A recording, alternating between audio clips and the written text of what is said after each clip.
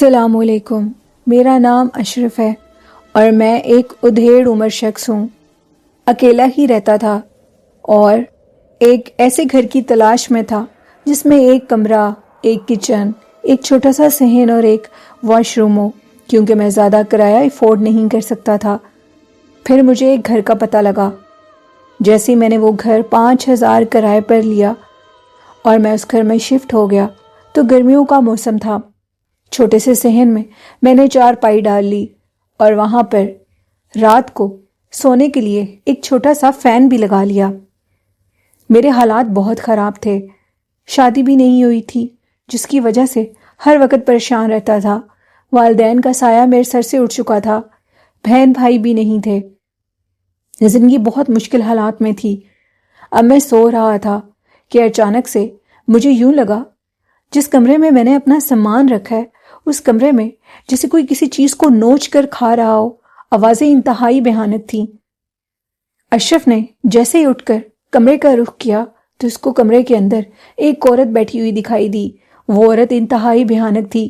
وہ پیروں کے بل بیٹھی تھی، اس کے دونوں ہاتھ کسی جانور کی طرح تھے اور اس کی زبان بہت لمبی تھی۔ وہ اس گوشت کے شاپر کو جس کو میں لے کر آیا تھا اس کو ایسے نوچ کر کھا رہی تھی۔ اس کو دیکھ کر میں خوف زدہ ہو گیا۔ وہ گوشت جو کہ میں غلطی سے اپنے کمرے میں رکھ گیا، چونکہ میرے پاس فریج نہیں تھا تو میں نے سوچا کہ میں اس کو بعد میں اٹھا لوں گا۔ اور پھر اس کے بعد جب اس عورت کی نظر مجھ پہ پڑی تو وہ کسی بھیڑیے کی طرح مجھ پہ جمپ کرنے لگی۔ میں جلدی سے بھاگ کر باہر نکلا اور پورے محلے میں شور مچا دیا۔ گرمیوں کا موسم تھا اور لوگ اپنے گھر کی چھتوں پر صحن میں سو رہے تھے۔ میری شور کی آواز سن کر تمام لوگ باہر نکل آئے۔ سارے محلے والے اکٹھے ہو گئے اور میرے پیچھے میرے گھر میں اندر داخل ہوئے اور کہنے لگے، بے وقوف انسان، اندر تو کوئی بھی نہیں ہے، یہ تمہارا وہم ہے، اکیلے رہتے ہو اسی لیے یہ حال ہے۔ میری عمر 55 سال تھی اور سب مجھے کہنے لگے کہ شادی کر لو، شادی نہیں کرو گے تو ایسے ہی برے برے خیال آئیں گے۔ میں نے کہا، یقین کرو میں جھوٹ نہیں بول رہا۔ محلے کا ایک لڑکا میرے ساتھ آ گیا اور کہنے لگا کہ چاچا آپ پریشان نہ ہو، میں آپ کے ساتھ سوؤں گا، دیکھتے ہیں کون آتا ہے۔ وہ لڑکا بھی میرے ساتھ سو گیا۔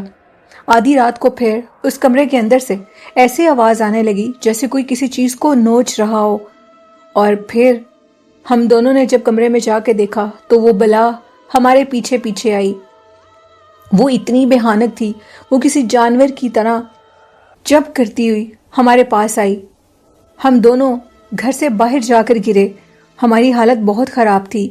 اور پھر میں نے اگلے دن ہی ایک چارپائی، ایک پنکھا اور ایک چھوٹا سا بریف کیس تھا میرے پاس، جس کو اٹھا کر میں اس گھر کو خالی کر گیا۔ میں نے مالک مکان کے گھر کی بیل دی اور اس کی چابی اس کے ہاتھ میں تھما دی۔ اشرف کہتے ہیں کہ میں نے اسے 5,000 کا تقاضا بھی نہیں کیا۔ شاید مجھے وہاں پر رہتے تیسرا دن بھی نہیں گزرا تھا، ایک رات اور ایک دن نے ہی مجھے وہاں پر تھکا دیا۔ وہ اتنی بھیانک مخلوق تھی جس کا تصور بھی مجھے ڈرا دیتا ہے۔ اشرف کہتے ہیں کہ جب میں اس گھر کے اندر داخل ہوا تھا تو اس گھر میں اتنی مٹی تھی جو ہر طرف دیواروں پر، جو ایک چھوٹا سا کچن تھا اس کی شیلف پر، کمرے کے اندر، فرش پر، دیواروں پر وہ مٹی سے بھری ہوئی تھی جگہ۔ اور پھر اس کے بعد میں نے اس گھر کو چھوڑ دیا اور میں رکشہ چلانے لگا۔ رکشہ چلانے میں مجھے بہت کامیابی آئی، میری شادی بھی ہو گئی اور اب میں اپنے گھر میں بہت خوش ہوں۔ میں خوفناک کہانیاں سنتا ہوں اس لیے کہ میری زندگی میں بھی بہت سی خوفناک کہانیاں آئی ہیں اور میں ان سٹوریز میں دلچسپی رکھتا ہوں۔ آج اللہ کا دیا ہوا سب کچھ ہے میرے پاس اور میں اس برے دن کو یاد کرتا ہوں تو رونگٹے کھڑے ہو جاتے ہیں۔ بہت شکریہ اشرف اپنی سٹوری شیئر کرنے کے لیے۔ اب بڑھتے ہیں آج کی نیکسٹ خوفناک کہانی کی طرف، جو کہانی میرے ساتھ شیئر کی ہے ایک ان نون لسنر نے، اور وہ کہتے ہیں کہ میں سرگودا کے قریب ہی ایک گاؤں میں رہتا ہوں اور اس گاؤں کا نام بھی مینشن نہیں کر سکتا۔ ہمارے گاؤں میں شادی تھی اور وہ شادی جن کی تھی وہ کافی بڑی برادری سے تعلق رکھتے ہیں، اور ان کے گھر میں گانوں کا کچھ فنکشن تھا، گیت سنگیت لڑکیاں گا رہی تھیں کیونکہ شادی کی خوشی تھی بہت زیادہ۔ اور تقریباً رات کے 2 بجے وہ فنکشن ختم ہو گیا۔ جیسے فنکشن ختم ہوا، گھر کے جو تھی ساری ڈیکوریشن کی ہوئی تھی لائٹ سے، اور چوکیدار بھی باہر بیٹھا تھا کیونکہ شادی کا گھر تھا اور یہ بھی ڈر ہوتا ہے کہ کوئی چور وغیرہ نہ آ جائے، تو سیکیورٹی انہوں نے بہت زیادہ رکھی ہوئی تھی۔ اب جو چوکیدار تھے ان کا کہنا تھا کہ لائٹس جو کہ گھر کی چاروں طرف لگی تھیں اور ہر چیز جو ویژن تھا وہ رات کے ٹائم بھی کلیئر تھا اور لائٹس جل رہی تھیں۔ وہ کہتے ہیں کہ اچانک 3 بجے کے ٹائم پر ہمیں محسوس ہوا کہ ڈھیر ساری عورتیں پائل پہنے گھر کی بیک سائڈ سے جیسے چلتی ہوئی آ رہی ہیں، اور ہم بھی ان کی طرف متوجہ ہوئے اور ہم نے اٹھ کر دیکھنے کی کوشش کی کہ شاید ان کے کوئی مہمان آ رہے ہیں، دور سے گاؤں سے آئے ہیں، کیونکہ نیکسٹ ڈے ان کی مہندی کا تھا اور ان کے گہاں مہمانوں کا آنا جانا لگا ہوا تھا۔ جو چوکیدار تھا وہ اور اس کے ساتھ ایک اور لڑکا تھا، وہ دونوں اٹھے اور انہوں نے گھر کی بیک سائڈ سے دیکھا۔ جیسے انہوں نے گھر کی بیک سائڈ سے جا کر دیکھا تو تقریباً 5 سے 6 خواتین کالے رنگ کے برقعے میں، پیروں میں پائلیں پہنے اور ایک جتنی ان کی ہائٹ تھی وہ اس گھر کی طرف آ رہی تھی۔ چوکیدار نے سیکیورٹی گارڈ نے یہ پوچھا کہ تم لوگ کون ہو، جس پر انہوں نے کوئی بات کا جواب نہیں دیا، بلکہ ایک عورت آگے بڑھی اور ہاتھ کے ساتھ اس چوکیدار کو سائڈ پر کرنے لگی۔ جیسے ہی چوکیدار کے بازو پر اس کا ہاتھ لگا تو اس کو محسوس ہوا جیسے برف کی طرح ٹھنڈی چیز اس کی بازو کے ساتھ ٹکرائی ہو، اور وہ چیز بہت سخت اور ٹھنڈی ہے۔ چوکیدار ایک دم سے اتنا ڈرا کہ وہ سائڈ پر ہو گیا اور اس نے کہا کہ بی بی کہاں جا رہی ہو، بات کا جواب دو۔ انہوں نے کسی بات کا کوئی جواب نہیں دیا اور وہ شادی والے گھر کے آگے جو ان کا گیٹ تھا، دروازہ تھا، اس کے پاس آ کر وہ 5 سے 6 خواتین بیٹھ گئیں، اور جیسے ہی وہ بیٹھیں وہ کچھ گنگنانے لگی۔ چوکیدار چونکہ وہ سارا منظر دیکھ رہا تھا، دوسرا لڑکا بھی دیکھ رہا تھا، اور وہ جو خواتین تھیں وہ گنگنا رہی تھیں، اور حیرانگی کی بات یہ تھی کہ گنگنانے کی آواز اندر نہیں جا رہی تھی، صرف چوکیدار اور وہ لڑکا ہی سن رہا تھا۔ انہوں نے کہا کہ وہ جیسے ہی وہ اونچی آواز میں بولیں تو اتنا خوف آئے، ان کی آوازوں میں اتنا خوف تھا، اور وہ ایک عجیب و غریب لینگویج میں بات کر رہی تھی۔ ان کی لینگویج کو دیکھ کر اور ان کو دیکھ کر چوکیدار اور وہ لڑکا خوف زدہ ہو گیا، اور انہوں نے ان کے پاس جا کر ان کو اٹھانے کی کوشش کی، تو جیسے انہوں نے اپنے چہرے سے نقاب ہٹایا تو ان کے چہرے انتہائی وحشتناک تھے۔ ان کے دانت لمبے اور ان کے چہرے کالے سیاہ تھے، جبکہ ان کے ہاتھ بہت وائٹ تھے، شاید وہ لوگوں کو ورگلانے کے لیے وہ بھاری چیزیں تھیں، اور ان چیزوں نے ان کے اوپر باقاعدہ اٹیک کرنے کی کوشش کی اور کہا کہ دور ہو جاؤ۔ اب چوکیدار اور وہ لڑکا چونکہ بہت گھبرا گئے تھے اور وہ گھر کی بیک سائڈ سے دیوار پھیلان کر گھر کے اندر انٹر ہونے کی کوشش کر رہے تھے۔ جیسے ہی وہ گھر کے اندر انٹر ہوئے اور انہوں نے گھر والوں کو بتایا کہ باہر آپ کو کوئی آواز نہیں آ رہی گنگنانے کی، تو انہوں نے کہا نہیں، ایسا کچھ نہیں ہے۔ جیسے انہوں نے گھر کا مین دروازہ کھولا تو باہر کوئی نہیں تھا۔ سب بہت حیران تھے اور خوف زدہ بھی تھے۔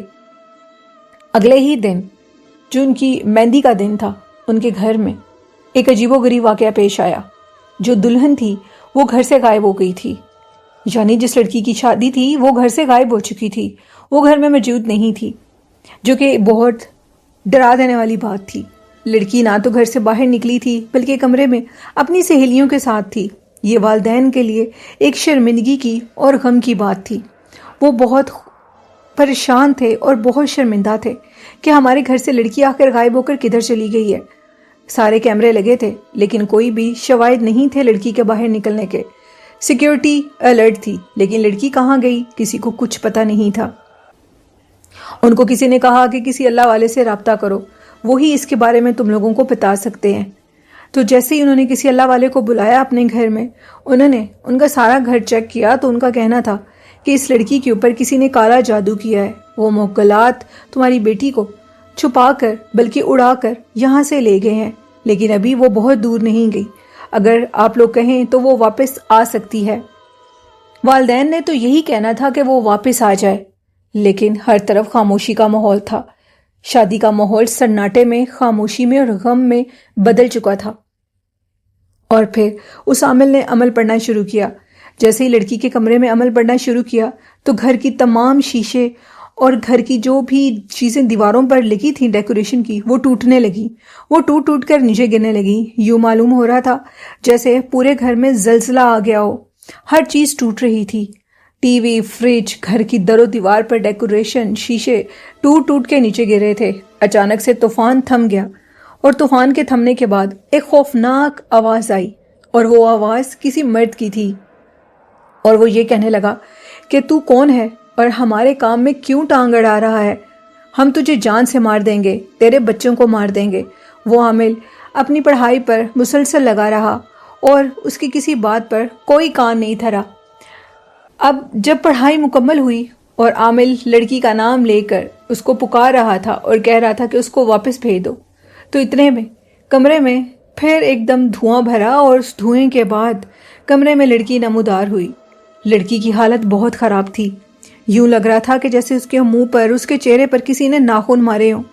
وہ ناخنوں کی زد میں تھی، وہ بہت تکلیف میں تھی، اور اپنے بیڈ پر آ کر کہنے لگی، میں پہلے کہاں تھی اور اب کہاں ہوں؟ وہ بے ہوش ہونے لگی اور بے ہوش ہو کر اپنے بیڈ پر گر گئی۔ والدین کی جان میں جان آئی، اور انہوں نے کہا کہ اللہ کا شکر ہے ہماری بچی واپس آ گئی، یہ سب کچھ کس نے کیا ہے؟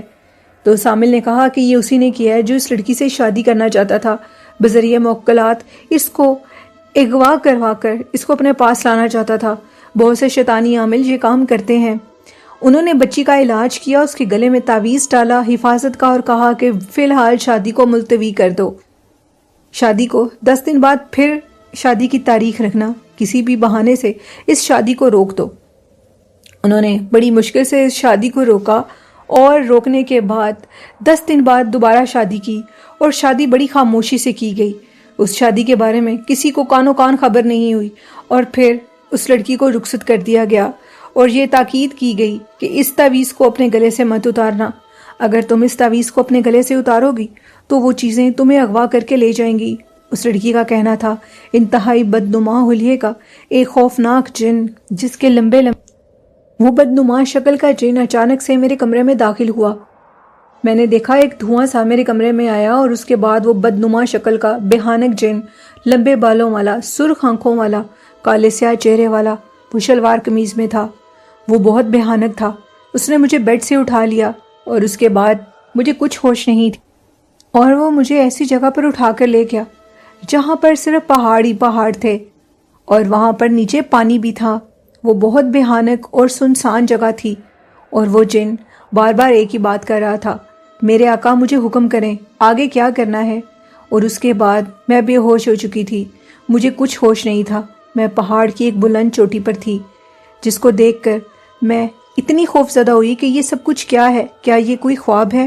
لیکن وہ خواب نہیں تھا، بلکہ وہ حقیقت تھی۔ وہ جن حقیقت میں مجھے اٹھا کر لے گیا تھا۔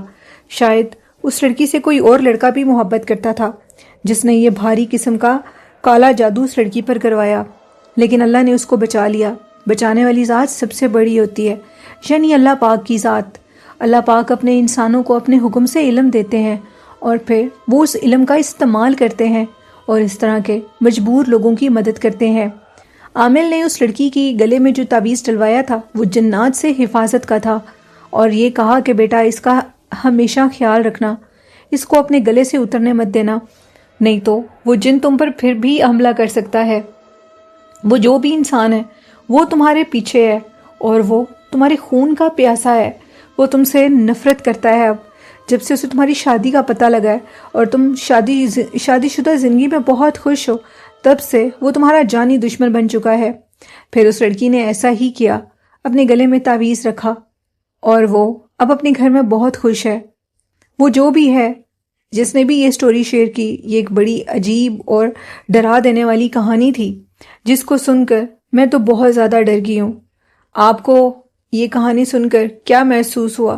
کمنٹ میں اپنی رائے ضرور دیا کریں، اور میرے اس چینل کو بھی سپورٹ کریں، اور میرے دوسرے چینل اسکیری اردو ٹیلز کو بھی سپورٹ کریں، جو کہ اسی چینل کے اوپر لنک آ رہا ہے، اس کو بھی آپ سبسکرائب کریں۔ اسی کے ساتھ نیلم کو اجازت دیجیے، اپنا خیال رکھیے گا۔ اللہ حافظ، اللہ نگہبان۔